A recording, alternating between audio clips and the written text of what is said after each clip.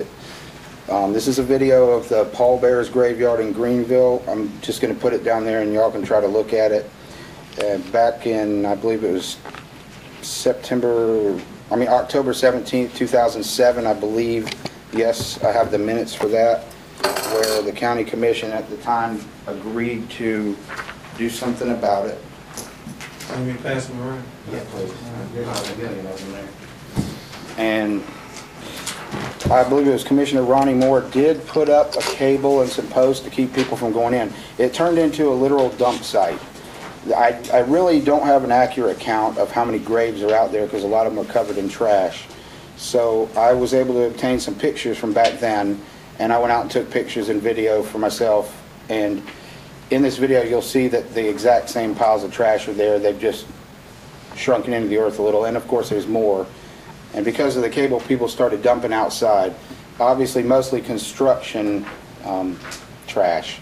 A lot of sofas, a lot of oil containers, hydraulic fluid, bones. Bones are a big one. Now, there was an article written, and I'm not going to throw any names out, but there was an article written in 2008 about it, that somebody was going to do something about it again. It was a big priority, but that never happened. But I do want the commissioners, I wish everybody could look at this, but it just didn't work. And this is a tiny little laptop, so I'm just going to let y'all watch it. This material, John, that's on this is outside of the cable? There's only one pile outside of the cable. Okay. One pile, and it's the freshest. It's mostly insulation. There's a box of earplugs. You know what I mean? Earplugs for construction workers. A box of like 1,000, and about half of it's still there. I'm going to go ahead and mute this, and y'all can just look at it as you want.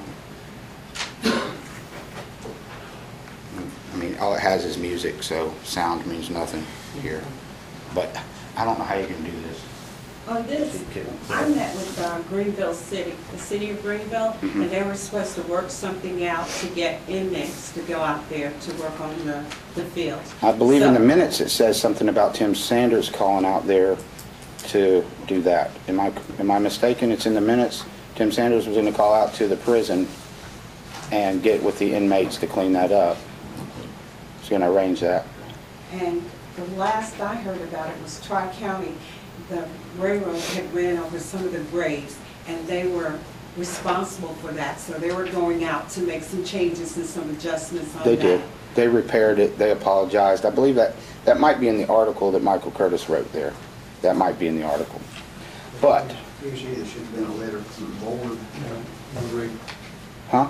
A letter from the board was suggested. Shoot me that, and we're better read the past.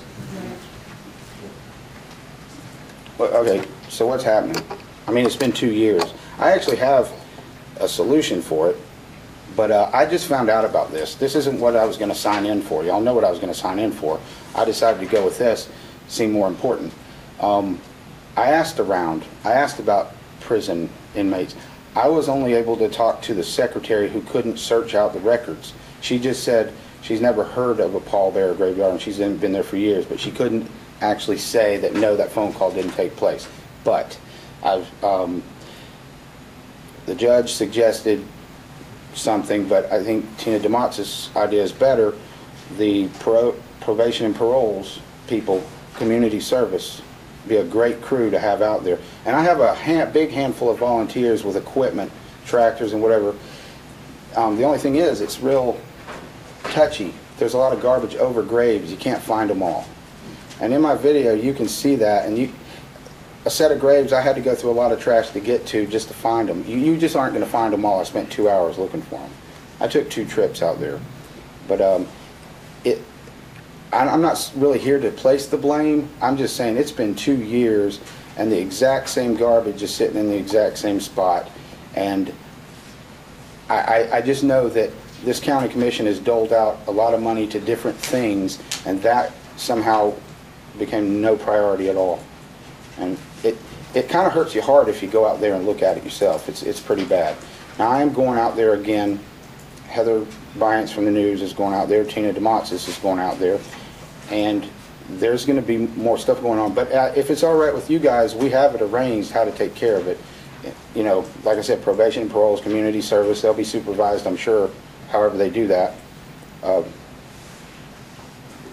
owns the cemetery? It's a Pallbearer. It's a Pallbearer Where's cemetery. the Pallbearers Cemetery? Most of them have passed away, and it's about 80 acres, am I correct? I don't know, I can't tell. So Is it it's deeded- really is it deeded to someone?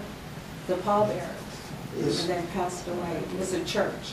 It's a church? It's, I believe, actually, and it's almost like you pay into it, an insurance policy you pay into, so you definitely will have a place to be buried. It's almost pauper's grave. Yeah, it's not an Almost. individual. No. Yeah, it's I not, remember this came before us. yeah, it's not I like do too, but somebody will stop It was it. private property. I don't know Probably the reason acreage. that the Department of Corrections not going to put inmates to them. Well, they never knew anything about it, and I- they would be glad to, but I have a there's, cemetery on my property too. I know, I heard about Private that. cemetery. I heard you can't touch that. Huh? This isn't like sitting on somebody's land that you're not allowed to touch. That's not the situation here. And in fact, the county commissioner, or one of the commissioners, Moore, put up those posts on the land. And that did stop the people from driving in. And this is not kids drinking beer and partying at all. This is construction trash, adult trash. In fact, there's a big display that you see in front of a church on plywood that's painted and it got, you know, Jesus and all that on it, and a bunch of just different church items out there in a pile. Somebody contracts probably cleaning, and they found a place to get rid of the garbage. Is it possible for someone to be buried in there now? It is. There's lots of graves all in graves there. Is it possible for someone, if they died today, to be It's buried? still an active cemetery. I don't know. Who There's would- if- there's 1880s in there. Not Who would all, they see if they wanted to get permission to do it? The gentleman in the back there, would you come from? yeah. He's from Greenville. And I think he's from I think he originally came up with this problem. Okay. Maybe you can answer some of his questions. Yes, my name is Alice Brooklyn. This thing came to my attention in 2007. I used to live here. I moved back here. I'm just right down the road from it. I went out there to discuss it, to see this. All y'all know yourself, y'all have family members going to pass away. You like to see them sometime. But those people, though, out there now, they paid their tax when they was here. The family member here now can't visit them. Most of them have passed away. We are the peoples.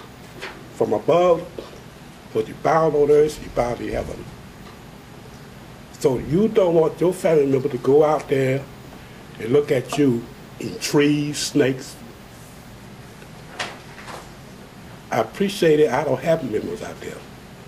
But I have friends have members out there. And most all of them deceased. We the peoples got to look out for the people that we can't do nothing about. And I appreciate it, the county, state, or whatever, come forward. I was sitting on this for 2 years. I'm planning to go to Tallahassee. And I can't get something more considering this. But if y'all want to sit down and guff and broth about it, fine. But y'all got to leave here one day. Y'all family want to see somebody to visit them. That's all I have to say. Thank you. I can answer the question. Nobody's being buried there because it's cabled off, and it's not a lock. It's just cabled off where nobody can get in there anymore. It's been forgotten. The newest grave I could find is 1980. You know, in there, and it's so grown up, and it's tedious. You can't just come in with a bulldozer and knock that stuff down. You have to do a lot by hand, because as soon as you're pulling a tree out, you realize that's part of a grave. You know, it's that forgotten and overgrown. But there again, we have people that'll do it. If not, what I told you, I have plenty of volunteers that'll get out there, and tractors and whatever, to haul off the garbage. Was this letter ever sent to the Department of Corrections? I'm not sure if I should find out. See. We certainly asked them, said we'll clean it up, you know, but yeah, we can't clean it. if we ask them and let them get back with us and let us know what their intent is, then maybe we can look at another avenue. I'm gonna go on record saying, I just don't feel like it's the county responsibility to maintain cemeteries in the county.